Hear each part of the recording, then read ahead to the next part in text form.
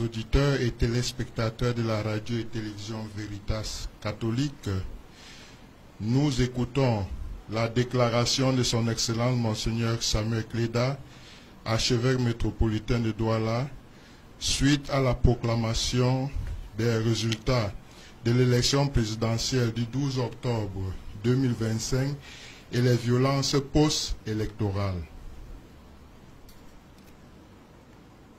Aux prêtres, religieux et religieuses, fidèles laïcs, âmes de bonne volonté, un cri s'élève dans Rama, une plainte et des pleurs d'amertume. C'est Rachel qui pleure ses fils. Elle refuse d'être consolée, car ses fils ne sont plus. Jérémie 31, 15. L'élection présidentielle du 12 octobre 2025 s'est présentée pour nous, Camerounaises et Camerounais, comme le kairos, c'est-à-dire le moment favorable pour écrire une nouvelle page de notre histoire, le changement.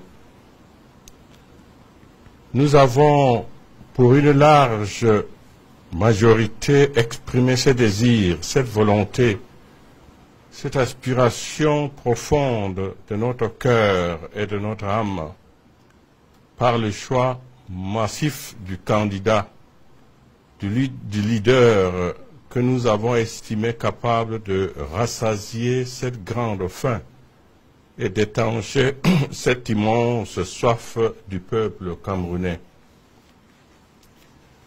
À travers les réactions des uns et des autres après la proclamation des résultats de l'élection présidentielle du 12 octobre 2025, de nombreux citoyens qui s'attendaient à un avenir meilleur ont eu la ferme conviction que leur choix n'a pas été respecté.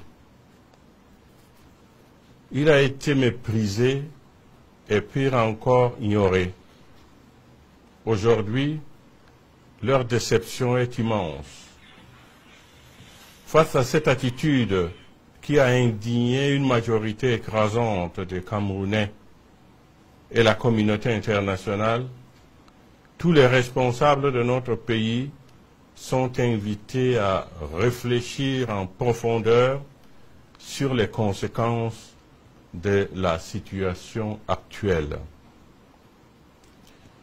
Car la proclamation des résultats du 12 octobre 2025 avait la déception et l'indignation qu'elle a ravivé dans la pensée et le cœur d'un grand nombre de nos compatriotes, a donné lieu à des marches et manifestations à caractère pacifique.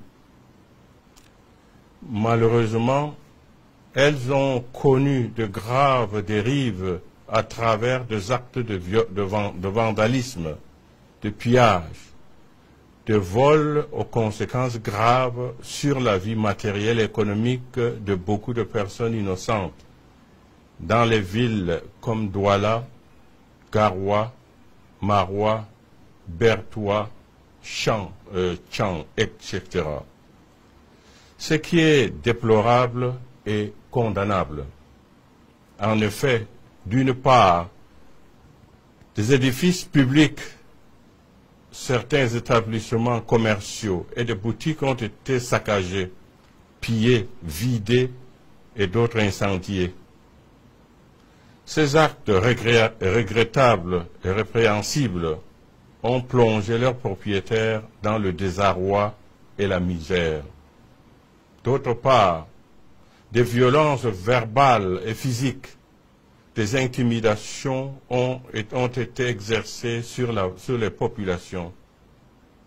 Il y a eu de nombreuses arrestations et des assassinats, surtout parmi les jeunes, et cela se poursuit malheureusement. Tout en travaillant sur une autre manière de sauvegarder la sécurité des personnes et des biens, il est indispensable que ces violences, ces intimidations, ces arrestations et assassinats prennent fin.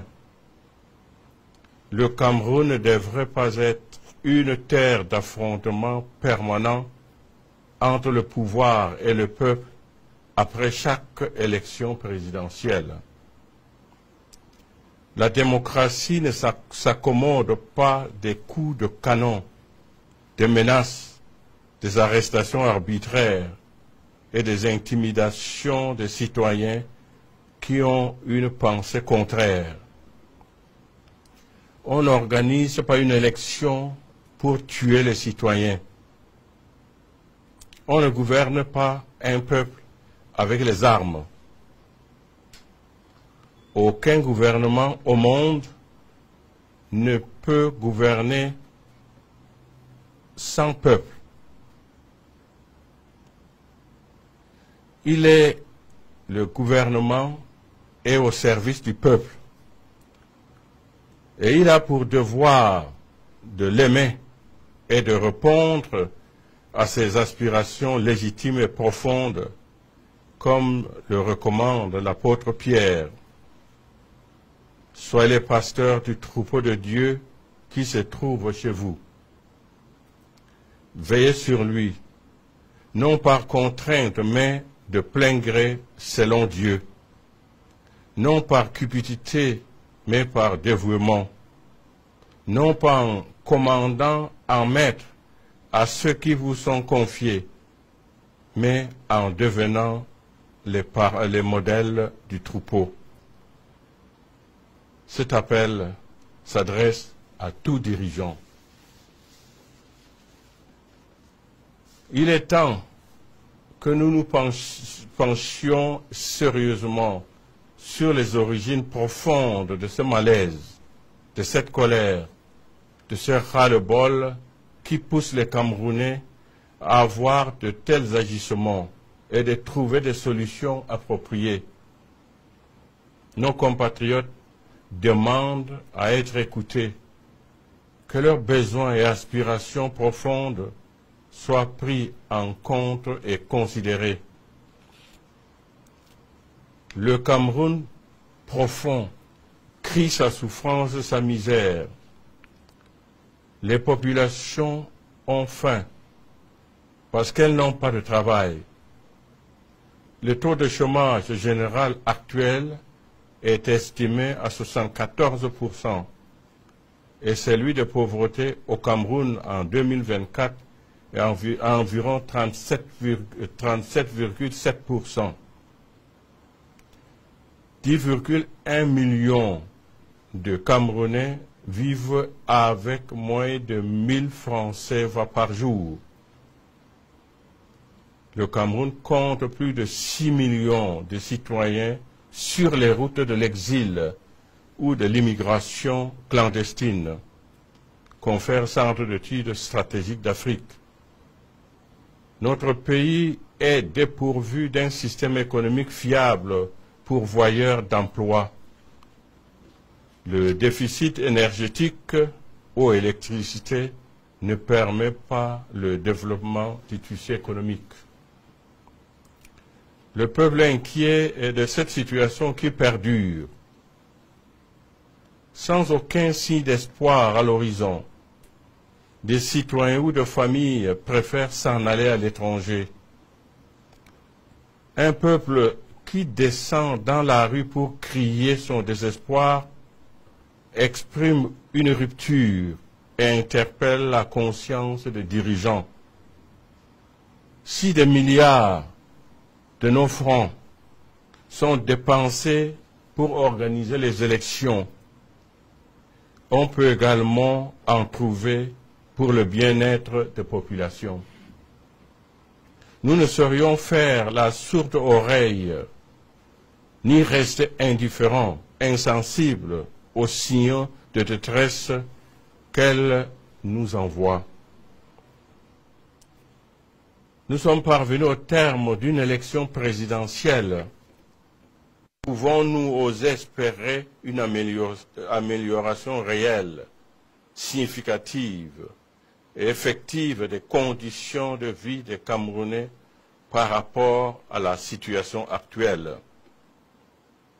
Cette situation qui est marquée par la malgouvernance, le chômage, l'émigration des jeunes, la sous-scolarisation, le manque d'emploi, le délabrement des routes, le déficit énergétique, les injustices, les inégalités sociales, la corruption, l'exploitation des richesses du pays par une minorité de Camerounais, un luxe insolent de certains pendant qu'une majorité croupit dans la misère, l'insécurité grandissante, la vie chère, le tribalisme, l'inégale répartition des richesses du pays, l'usage du bien commun à des fins égoïstes. Tout cela entraîne un climat social tendu et délétère. L'apaisement et la préservation de la paix et de la stabilité dans notre pays aujourd'hui passent par une prise de conscience collective de ces différentes crises qui minent notre pays et engendrent la souffrance et la misère des Camerounais et la ferme volonté d'y apporter des solutions appropriées. Que l'Esprit Saint éclaire nos dirigeants et le peuple camerounais, et que la Vierge Marie, patronne du Cameroun, intercède pour nous. Donné le 1er novembre 2025 en la solennité de la Toussaint. Je vous salue Marie, de grâce, le Seigneur est avec vous. Vous êtes bénie entre toutes les femmes, et Jésus, le fruit de vos entrailles, est béni. Sainte Marie, Mère de Dieu, priez pour nous pauvres pécheurs, maintenant et à l'heure de notre mort. Amen. Au nom du Père, et du Fils, et du Saint-Esprit. Amen.